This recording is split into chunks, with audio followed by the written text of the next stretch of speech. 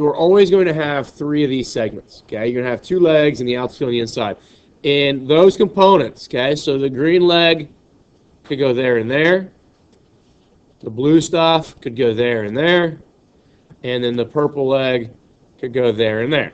What I hope you understand is that those are the only objects that could go in the means location, is these 3 segments. Does that make sense? So every time I see one of these problems, I'm going to go try and highlight, okay, whether I physically highlight them with crayons or pencils or markers, whatever. But that's going to help me kind of draw my attention to that part and then be able to set up my proportion with it. So, looking at this, the only segment right now that I can deal with that has an algebraic expression to it is the purple one, right? So I'm going to just focus on the purple one, which means then I'm going to look down here at this idea. And like I said, only the purple thing can go in those spots. So x plus 3 is going to go there and there. Does that make sense? Okay. So now,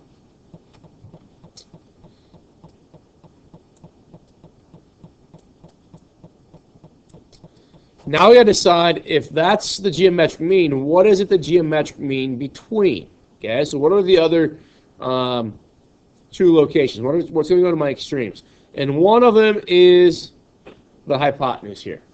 Okay, so what is that hypotenuse's length? 12. Careful. It's just going to be 12. Because it shows the whole thing. Right. So it showed to the right angle. Right. These are showing that from that marker to there and that one to there, it's just 12. But now what is the other location? Remember, it's always the geometric mean between the hypotenuse and the part of the hypotenuse touching x plus 3. So it would be x. Does that kind of make sense? All right. Now, why does that work? I want to talk about why it works. Just real quick. If we were to think about the parts that we highlighted. We've highlighted parts of the overall triangle. So let me just draw in here the overall triangle. We highlighted parts of that, right? Would you agree with that? That triangle.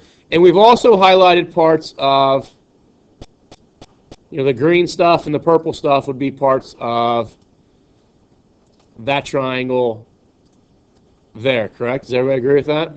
Okay.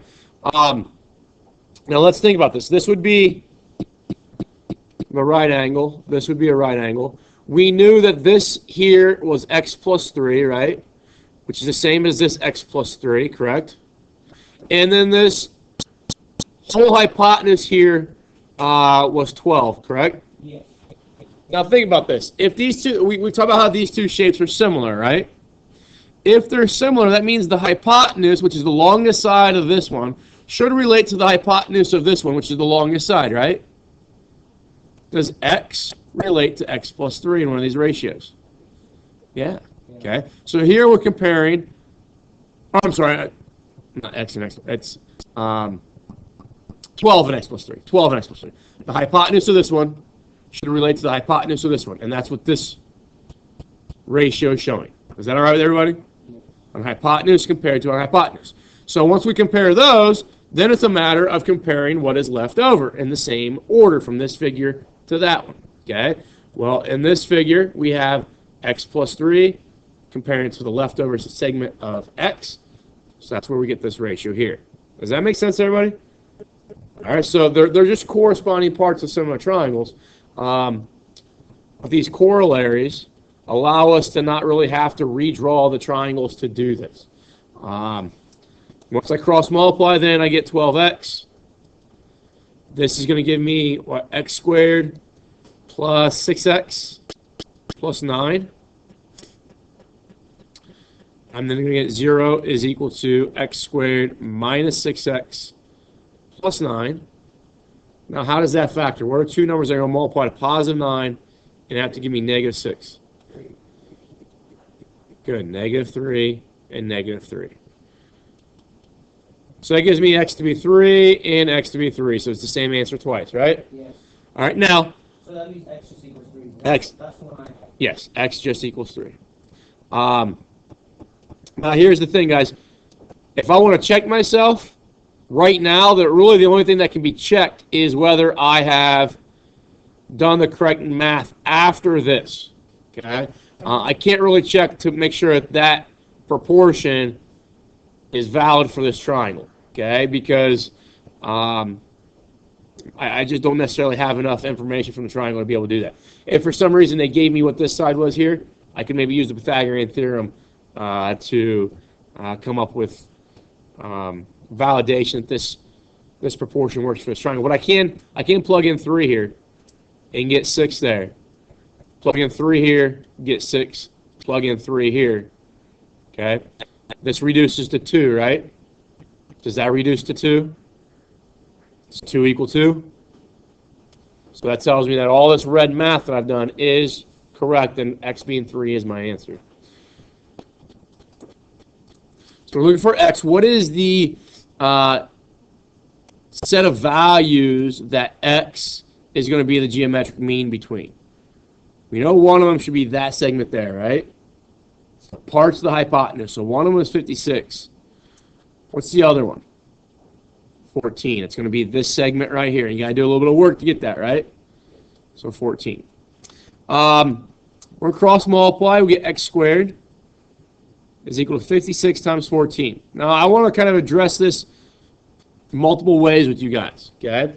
I think early on, maybe a lot of you are going to take 56 times 14 and get that number there, okay? Which becomes 784, right? So you get x squared is equal to 784. Square root both sides. So you get something like that, right? Something we can do. Now that is never going to be a right answer because we need to simplify. And this is regardless of the class that you are in, guys. This is a common process. You guys are kind of in the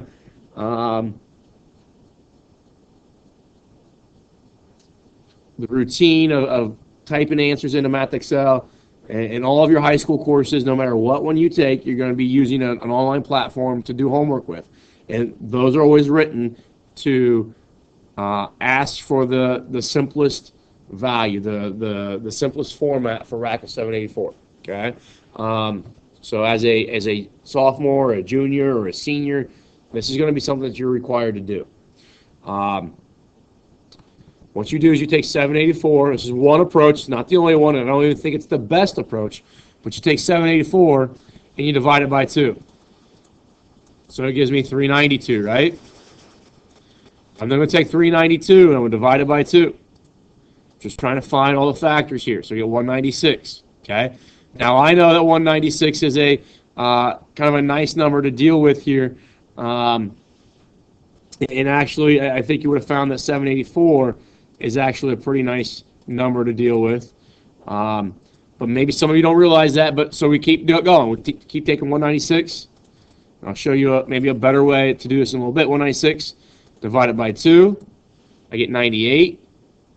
So 2 and 98. Now what's 98 going to go down to? 2 and 49. And then 49 goes down to 7 and 7, right? So that's I'm going to call this an algorithm. An algorithm is just a kind of a step-by-step procedure that you just follow rules, and you just keep doing it over and over and over until the rules tell you to stop. So the rules are take your composite number and divide it by one of its factors, write the other factor down, and then you have now new factors, and you keep doing the new composite numbers, you keep doing that until you get down to prime numbers, and you stop at prime numbers. So that will always, any composite number will always break down to prime factors. What this does for us is that it really creates or highlights, I guess, for us our perfect squares. Okay. Remember what 784 is telling us. When I take square root of 784 and I write it with all these prime factors, it's saying 2 times 2 times 2 times 2 times 7 times 7. If I multiply that out, it's going to come back and give me 784. Does that make sense? Okay. Well, the 2 times 2 here would be maybe those 2's. What does 2 times 2 give me? 4. 4. And what is the square root 2. of 4. Okay? So, in the algorithm last year, you're told when you pair these up, essentially one of those numbers comes out of the radical, right? Well, it comes out of the radical because 2 times 2 is 4, square root of 4 is 2. That's why it comes out. There's another grouping of 2, right? So maybe it would be those 2 2's, which is another 4, right? Yeah. Okay, so that can come out. Square root of 4 is 2. And now I'd have the square root of 7 times 7, right? Well, that's 49. What's square root of 49? 7. 7. So that comes out as a 7. Nothing is left underneath the radical. What's 2 times 2 times 7? 28. Okay. Now, what I suggest to you guys initially, when you multiply these together, 56 times 14, see if that product is a perfect square. So I'll just square root that real quick. And it is a perfect square, so I got my answer, right? Does that make sense? My hopes are that you know a lot of your perfect squares, maybe up to 20. Obviously, I know that I don't even know a lot of my perfect squares after 20. They get hard. Like They get hard, they get really big, 124 right? is 12, right? Yeah. Okay. And then the 121 is 11. Yep. And then 10 is 100. Okay. Another approach, though, guys, is maybe you don't even have to multiply those together. So I had 56 and 14, right? And then let's address this in finding y. So I'll use a different approach to find the radical, or to simplify the radical when we find y. Solving for y should go there and there, right? We're now focusing on that distance there. Okay, so that's a leg, so it's a geometric mean. Now it's a geometric mean between the hypotenuse. What is the entire hypotenuse? 70, so 70 can go there. Now what is the part of the hypotenuse that is touching y? What is that distance right there? 14. 14. Okay, now you could take and solve for y. You get y squared is equal to whatever 70 times 14 is. So 70 times 14. I'm just going to check to see if that's a perfect square. Now 980, I know, is not a perfect square. Okay? And because we take the square root, we get this decimal, right? Okay? So what I'm going to do, 980, think about this. Could I take 980 and start dividing by 2? You could. That's going to be a pain in the butt, right? Let's do it this way. Let's just write 70 times 14. Okay? Because eventually, I could divide by 2, but I could also say 980 is 70 and 14 combined together as a product, right? And then can I start factoring 70 and start factoring 14? Yeah. So let's kind of do the same thing here. If I'm going to go y, it's going to be radical 70 times radical 14, right? Now, what we've got to do is think about perfect squares that maybe divide these things. Okay? Would you guys agree that 70 breaks down to, 7 and 10? Yeah. Okay. What's 14 break down to? 2 and 7. 2 and 7.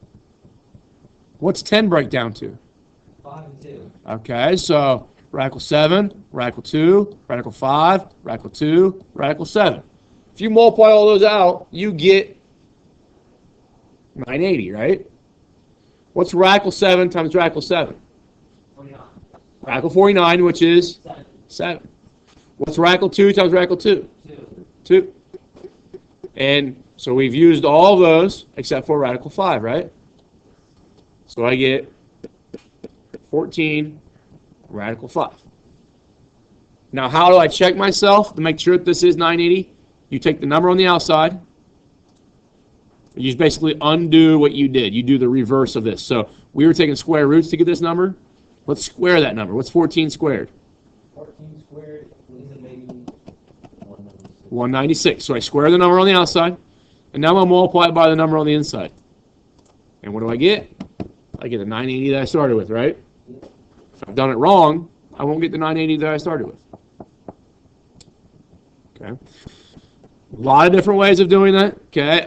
There are, say I'm dealing with 980, and this is more of a, a thing that I would not suggest that you guys really spend a whole lot of time using. But I could, maybe on homework I get stuck. I can type in prime factorization of, say, 980. Hit enter. The first couple, I think Math Warehouse is a good one, I think. Yeah. It gives me this. It says the prime factors of 980 are 2 squared, 5, and 7 squared, right? Well, that means 2 times 2, that means 7 times 7, correct?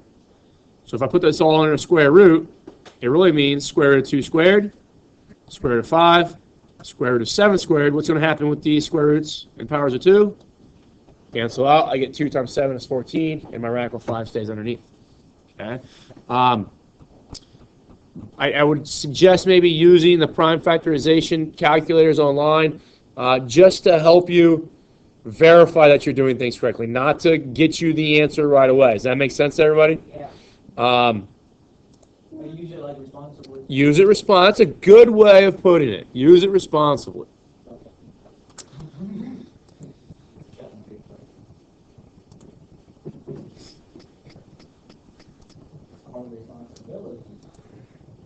Are there other ones on that assignment that you guys want to cover?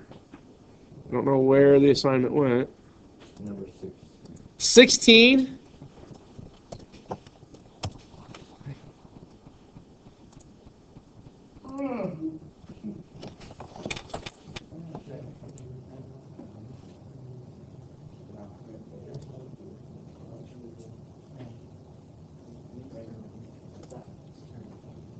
All right, guys, and this is something that's important for what we do today.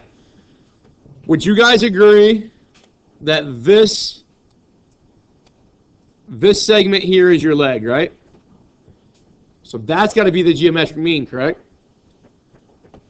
I've been working with people individually today, and a lot of people want to put the variables here regardless of where they show up in the picture. That red segment, that blue segment, and that purple segment, those are the only things that can go in these spots. Whether it's a number, a letter, combination of the two as an expression, you do not try to force your variables to go here. It will not work that way. Does that make sense? Okay. So now we got to find what is the geometric mean between. So if it's a leg, it's the geometric mean between the hypotenuse. What is the hypotenuse here? It'd be 12 plus x now. Yeah, that'd be 12 plus x. And now what is the portion of the hypotenuse that's touching the red line? That'd be x. It'd be x. So now when I multiply, I get 12x plus x squared is equal to 64, right? So we get x squared plus 12x minus 64 is equal to 0, correct? Yep. Two numbers that multiply together give me 64, and add to give me 12. 16 and -4. Okay. So x plus 16, x minus 4, right? So x is equal to negative 16, or x is equal to 4. Which ones it have to be? It has to be 4. Why can't it be negative 16? It's going to give you a negative distance. Yeah, when I plug it in right there, I get a negative distance. I think so 4 is my only option. You can plug things back in. You can plug 4 back in, and up top in the numerator you get 16. In the denominator on the right-hand side you get 4. 16 times 4 is 64, which is equal to 8 times 8. Your means, which is also 64. I'm going to actually stop there, give you guys a little bit of time to work on some homework.